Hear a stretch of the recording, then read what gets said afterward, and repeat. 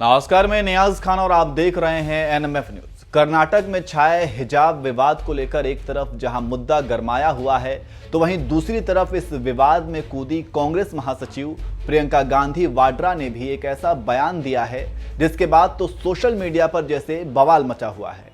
लोग यहां तक कहने लगे हैं कि विपक्ष चाहता है कि छात्राएं क्लासरूम में बिकनी पहनकर जाएं।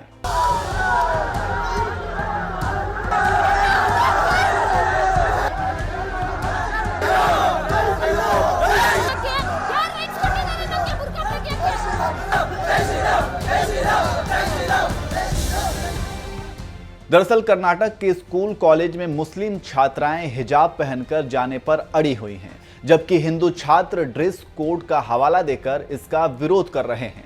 कुछ छात्रों ने तो विरोध में गले में भगवा गमछा डालकर जय श्री राम का नारा भी लगाया, जिसके जवाब में मुस्लिम छात्रा ने भी अल्लाह अकबर के नारे लगाए।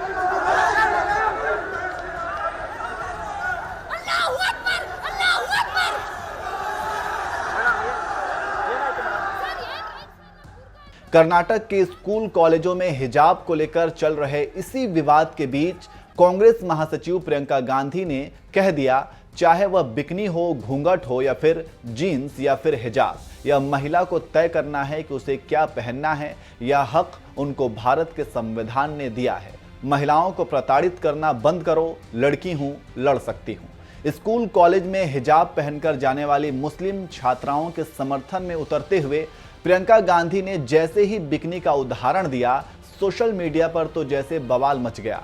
लोग प्रियंका गांधी के बिकनी वाले बोल पर तरह तरह के रिएक्शन देने लगे हैं। पत्रकार ऋचा अनिरुद्ध ने लिखा, मुझे एक लड़की का नाम बताइए प्रियंका गांधी जी जो बिकनी, घूंघट या जींस में स्कूल जाती हो। प्लीज फैक्ट पर बात करिए। यहाँ मुद्दा स्कूल यूनिफॉर्म का है और कुछ नहीं। भारतीय महिलाओं ने पर्दा प्रथा से छुटकारा पाने के लिए पीढ़ियों तक संघर्ष किया। क्या आप इसे वापस लाकर भारत को ईरान बनाना चाहती हैं? लेखक अजीत दत्ता ने लिखा, the opposition has been reduced to advocating for bikini in classroom. एक ट्विटर यूजर ने बिकनी पहने कुछ लड़कियों की तस्वीर पोस्ट करते हुए लिखा, अगर प्रियंका गांधी कभी देश की प्रधानमंत्री बनती हैं तो भारतीय स्कूल कुछ इस तरह होंगे। ट्विटर यूजर भावना महावर ने लिखा, तो आपके ट्वीट के मुताबिक कोई महिला चाहे तो स्कूल कॉलेज में बिकनी पहन सकती है। मैं माननीय प्रधानमंत्री से अपील करती हूं कि कृपया हमारे देश के स्कूलों और कॉलेजों से इस ड्रेस कोड संस्कृति को हटा दें।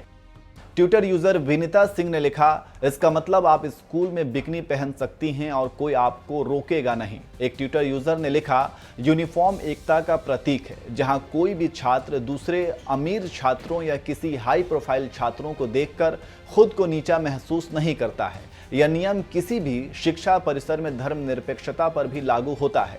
किसी लर्निंग प्लेस में बिकनी पहनना बेशक हमारी सभ्यता में नहीं है। सेंट्रल वक्फ काउंसिल के मेंबर रईस पठान ने भी लिखा, नो प्रियंका, स्कूल में आप बिकनी, घूंघट, हिजाब या जींस नहीं पहन सकती। आपको स्कूल यूनिफॉर्म कोड का पालन करना होगा, जो बच्चों और छात्रों के बीच विविधता में समानता का प्रतीक है। अपने राजनीतिक एजेंडे के लिए उन्हें कट्टरपंथी मत बनाओ। बीजेपी महिला नेता प्रीति गांधी ने लिखा, तो प्रियंका गांधी आप कह रही हैं कि अगर कोई लड़की बिकनी पहनकर स्कूल जाने की जिद करे क्योंकि यह उसका अधिकार है, तो स्कूल को उसकी इच्छा का पालन करना चाहिए। Are you sure? कॉलेज में बुर्का और हिजाब पहनने वाली मुस्लिम छात्रा के समर्थन में कांग्रेस महासचिव प्रियंका गांधी ने जब से कहा है कि चाहे वो बिकनी हो, घूंघट हो या फिर जीन्स या फिर हिजाब, यह महिला को तय करना है कि उसे क्या पहनना है। उनसे इस बिकनी वाले बयान के बाद सोशल मीडिया पर कुछ इस तरह की प्रतिक्रियाएं आ रही हैं। लोग उन्हें नसीहत देते हुए यहां तक कह रहे हैं कि क्या आप चाहती हैं कि स्कूल कॉलेज में छात्राएं बिकनी पहनकर जाएं, क्योंकि ये उनका संवैधानिक अधिकार है। आपको बता दें कि इस समय कर्नाटक के 6 से ज्यादा जिलों के 17 स्कूलों और इंटर कॉलेजों में विरोध प्रदर्शन हो रहा है। मंगलवार को शिवामोग्गा में भी एक सरकारी कॉलेज के बाहर बड़ी संख्या में मुस्लिम छात्राओं ने हिजाब और बुर्का पहनकर प्रदर्शन किया। इन लड़कियों का कहना है कि जब तक उन्हें स्कूल और कॉलेज में हिजाब पहनने की इजाज़त नहीं मिलेगी, तब तक उनका ये आंदोलन जारी रहेगा। धार्मिक पहनावे को लेकर जारी ये विवाद देखकर यही कहा जा सकता है कि जिन स्कूलों में शिक्षा और शिक्षा के स्तर की बात होनी चाहिए, आज वही स्कूल धर्म की प्रयोगशाला बन गए हैं। 16 से 17 साल की उम्र की ये लड़कियां और ये छात्र शिक्षा को छोड़कर धर्म की लड़ाई में उतर चुके हैं और इस विवाद में कूदते हुए प्रियंका गांधी कह रही हैं कि चाहे वो बिकनी हो, घूंघट हो या फिर जींस या फिर हिजाब, या महिला को तय करना है कि उसे क्या पहनना है। इस हिजाब विवाद पर तमाम नेताओं और केंद्र से लेकर राज्य सरकार तक ने क्या कुछ कहा है, आइए आपको सुनाते हैं। आज हमारे मुल्क में खास तौर से कर्नाटका में जो हमारी बहनें हिजाब की लड़ाई लड़ रहे हैं, हम उम्मीद करते हैं कि अल्लाह सुब्हाना व तआला उनको उसमें कामयाब और कामरान कर देगा। जो हिजाब की लड़ाई एक बुनियादी हक है और सुप्रीम कोर्ट का फैसला है कि सुप्रीम कोर्ट ने पुट्टुस्वामी जजमेंट में कह दिया कि कोई सरकार ये तय नहीं कर सकती कि हम क्या खाएंगे और क्या पिएंगे, क्या पहनेंगे, क्या खाएंगे। तो बीजेपी की सरकार कर्नाटका में गैर जरूरी के जुल्म कर रही है, संविधान के खिलाफ काम कर रही है, बल्कि संविधान की आर्टिकल 15, 19 और 21 का ग्रेव वायलेशन हो रहा है कि वहां के महिला बच्चियों को स्कूल में और कॉलेज में हिजाब पहनने से रोका जा रहा है। मैं बीजेपी के इस फैसले की मजम्मत करता हूं, कंडेम करता हूं, जो एक सुप्रीम कोर्ट का फैसला नहीं बल्कि पुट्टुस्वामी जजमेंट के खिलाफ है। हरिओम, राम राम।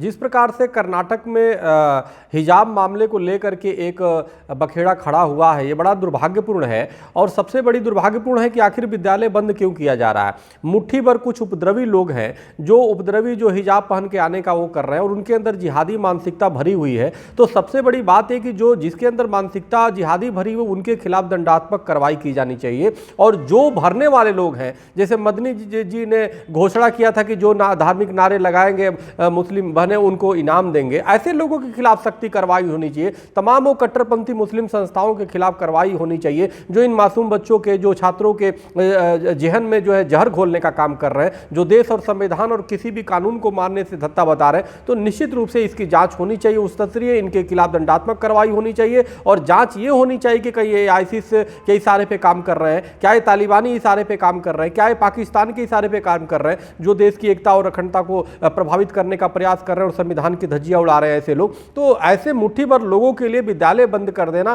किसी भी तरीके से उचित नहीं है। और मैं तो हर हिंदू और हर राष्ट्रभक्तों को ये घोषित मैं अपील करना चाहता हूं कि हर व्यक्ति तिलक आखिर क्यों नहीं लगाता, आखिर चोटी क्यों नहीं रखता, वो उसको करना चाहिए, उसको भी करे। और इस देश को निश्चित रूप से मैं केंद्र सरकार से वो करता हूं, चूंकि प्रधानमंत्री मोदी जी की पूर्ण बहुमत की सरकार है, इस देश को जल्द से जल्द हिंदू राष्ट्र घोषित किया जाए। नहीं तो ये दिन दूर नहीं जब तालिबानियों का यहां भी प्रभाव देखने को मिलेगा। यही मानसिकता के लोग हवा देने का काम करेंगे और ये लोग आमंत्रित करेंगे आतंकी सोच के लोगों को और सरिया कानून लागू करने का प्रयास करेंगे। इसलिए आज देश के सामने एक बहुत बड़ा चुनौती है। इसको निश्चित रूप से हिंदू राष्ट्र घोषित किया जाए, तभी सभी वर्ग के लोग यहाँ सुरक्षित रहेंगे, सम्मान के साथ जीवन, और समान नागरिक संहिता लागू किया जाए हिंदू राष्ट्र घोषित करते हुए। नहीं तो ये बहुत दुर्भाग्यपूर्ण है और ऐसे लोगों के खिलाफ दंडात्मक कार्रवाई की हम मांग करते हैं। और जो लोग इनको हवा देने का काम करते हैं, हिजाब मानसिकता वाले लोगों को, उनके खिलाफ भी कार्रवाई की मांग करते हैं। और सभी हिंदुओं से अपील करते हैं, सभी राष्ट्रभक्तों से अपील करते हैं कि देश की सद्भावना और एकता बनाए रखें और सभी लोग अपने संयम को ओ दें और ऐसे लोगों का बहिष्कार करें, निंदा करें। बहुत बहुत धन्यवाद। हरिओम, राम राम।